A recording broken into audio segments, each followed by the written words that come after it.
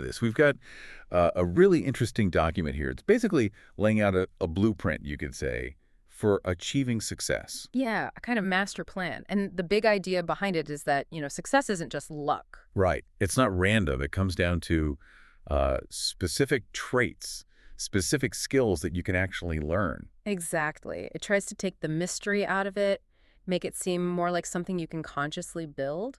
And so our mission for this deep dive, for you listening, is to unpack this blueprint together.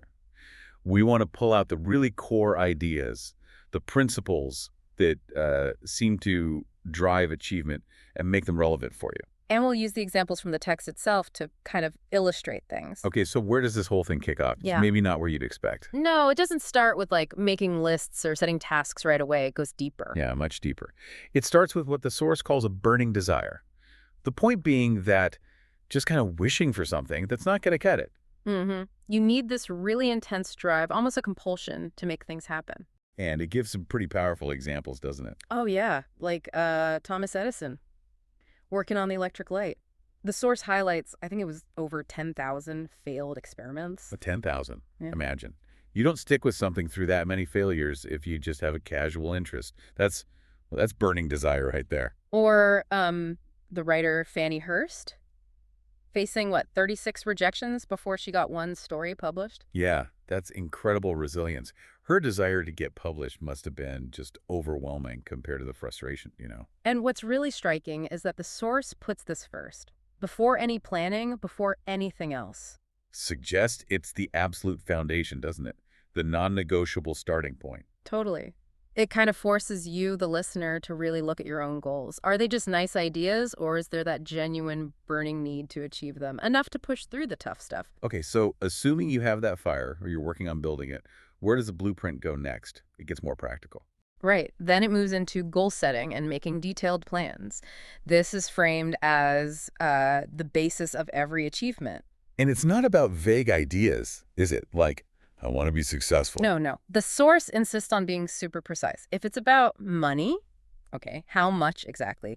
By what date specifically? And what are you prepared to, invest or sacrifice to get there? It warns against indeterminate goals pursued half-heartedly. Those just don't work, apparently. And then the plan itself needs to be detailed, step by step. Yeah, and it's just basically get cracking on that plan immediately, like right now, no delays. It even gives a very specific technique, almost like a ritual. Oh yeah, the writing it down part. Write down the precise goal, write down the detailed plan, and then read it out loud, twice a day. Morning and night. Yeah, the idea seems to be to really hammer it into your subconscious, make it part of you. Okay, so we've got the intense drive, we've got the concrete plan, but what about, the mental side? Believing you can actually do it when things get tough? That's the next piece of the puzzle, unwavering faith in yourself. The source argues pretty strongly that no major achievement, whether it's huge wealth, scientific discovery, some big invention, none of it happens without this deep self-belief. Right, and the example used is Mahatma Gandhi. A powerful one. Yeah, I mean, no army, no massive wealth, but he challenged an empire. And the source says it was purely through his unbending belief in his ability to influence people. That's faith in action. What's interesting, though, is that the text says this faith isn't just something you either have or you don't. Exactly. That's key. It argues you can actively develop it, you can build it. Through something called autosuggestion? Sounds a bit, I don't know, mystical. Well, maybe the name sounds that way, but the concept is basically about deliberately guiding your own thought. So like talking to yourself, but purposefully. Kind of, yeah. It's about consciously persuading yourself, maybe through affirmations or just focused internal dialogue, that you can achieve your goals, that your thoughts actually shape your reality, and that you have to trust your path and go for it. Right. The idea behind it, the mechanism, is that by constantly feeding these desires and goals into your subconscious mind, it starts to automatically guide your thoughts, your decisions, your actions towards making those goals real. It's like programming your inner self to support your outer efforts. All right, so drive, plan, faith. What about the actual tools you need? The blueprint mentions knowledge and imagination next. And right away, it kind of challenges how we usually think about knowledge. It pushes back on the idea that, say, formal degrees are the only way. Yeah, the Henry Ford example comes up again. Didn't finish high school, but built this massive industrial empire. Exactly. So the focus isn't just on book learning. It's on getting the right kind of experience, the right knowledge for your specific goal. Playing to your strengths, using your potential. And crucially, being willing to keep learning throughout your life. The source warns against getting complacent, thinking you know it all. That's a big one. And it also stresses knowing where to find information, right? Not necessarily knowing everything yourself. Absolutely. Often it's more powerful to have a network, experts you can call on, rather than trying to be the expert in everything yourself. Much more practical. Okay, so that's knowledge. Then it shifts to imagination, calls it the creative workshop. I like that. Yeah, it's vivid, where dreams get turned into actual ideas, and then those ideas get built into reality. And it splits imagination into two types. Creative imagination, that's for totally new stuff, like artists, composers, maybe pure inventors coming up with something out of the blue. And the other one? Synthetic imagination. This is more about rearranging existing ideas, existing concepts into new combinations. Ah, like the Sony Walkman example they give. Taking a dictaphone, something already there. Right. And just rethinking how it could be used, putting existing bits together in a new way. Revolutionary product. Or Coca-Cola. Asa Candler didn't invent the original formula. No, he bought it. It was like a headache remedy recipe or something. But his genius was in the planning, the marketing, combining existing things with new strategies. That's creative and synthetic imagination working together. So the message is, imagination isn't just for, artistic types. It's a vital tool for anyone trying to achieve something. And you need to exercise it, train it like any other muscle, challenge it. Okay, let's circle back inward. The blueprint also talks about self-mastery, specifically self-awareness and managing emotions. Yeah, really knowing yourself, your strengths, sure, but also your weaknesses, your habits, what makes you tick. This is presented as absolutely fundamental for success, especially professionally. And why is that so critical? Well, the source connects it to avoiding common pitfalls. Things like having vague goals, procrastinating, not being decisive. If you know yourself, you can spot these tendencies and hopefully counteract them. And it suggests a method for this, like a self-check. A pretty thorough one, yeah. A self-analysis using a checklist of questions. Things like, did I actually achieve what I set out to do today or this week? Was I, friendly and cooperative? Did I make decisions quickly and stick to them? Stuff like that. But it adds another layer, doesn't it? It's not just your own opinion. Crucially, no. It says you should compare your self-assessment with feedback from someone who knows you well, someone who can be honest. That objective view. Yeah, that makes sense. Hard to see ourselves clearly sometimes. Totally. And then alongside knowing yourself is managing your emotional state. Right. The idea that your subconscious kind of stores feelings. And these feelings constantly influence you, whether you realize it or not. They can be positive, make you stronger, or they can be negative, pessimistic, hold you back. So you have to consciously work on the inputs. That's the message. You need to deliberately feed your subconscious positive stuff if you want it to be helpful. Avoid the negative influences. It has a great phrase for some people. Yeah. Doomsaying windbags. Memorable. Basically, avoid people or comments that drag you down or discourage you. And instead, actively cultivate the positive. Seek out enthusiasm, love, hope. Build up that positive mental attitude.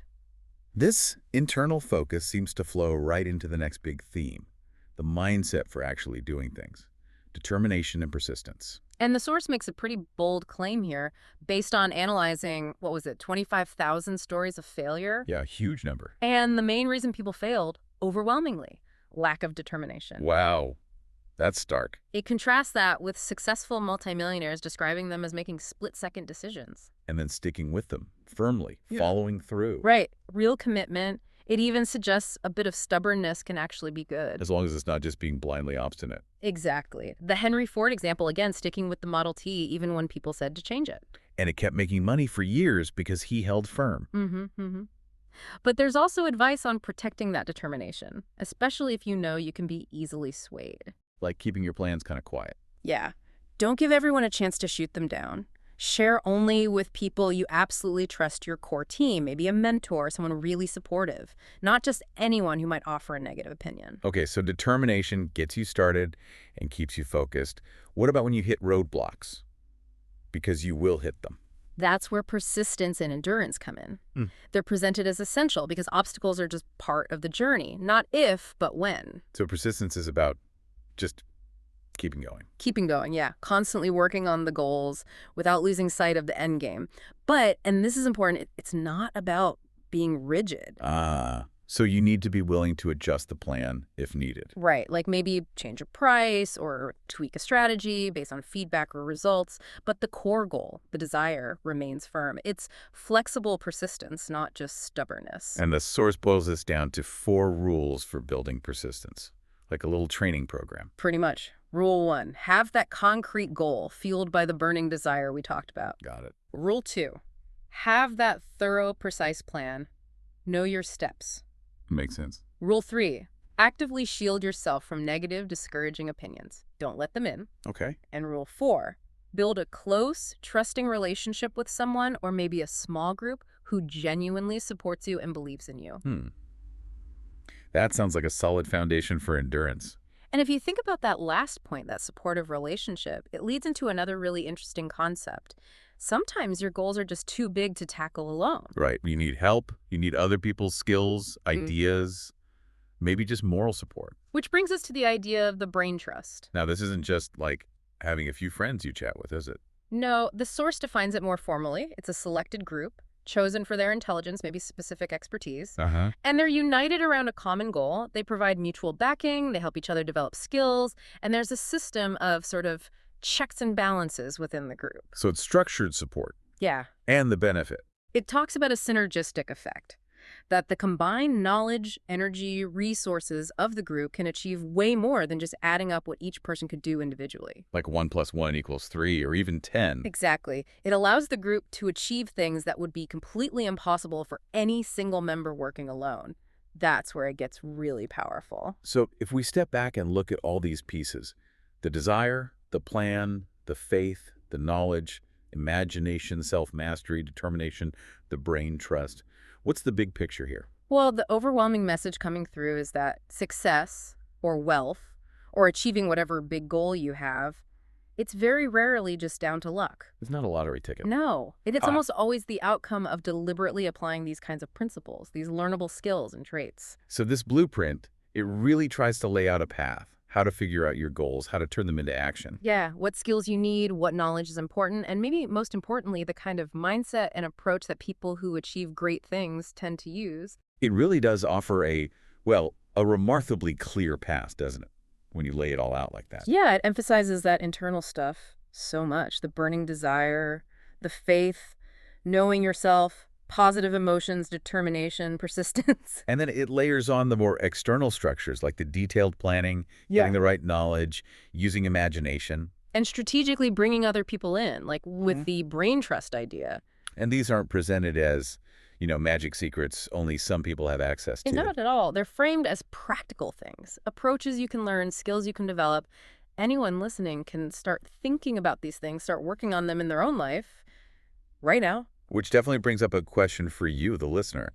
How can you start applying some of this? What specific goal do you have? Yeah. And looking at this blueprint, what element maybe resonates the most with you or feels like the first step you could take? And interestingly, if you want to see how these kinds of principles might apply in a really specific area like personal finance, the source actually suggests another book. Oh, yeah. Which one?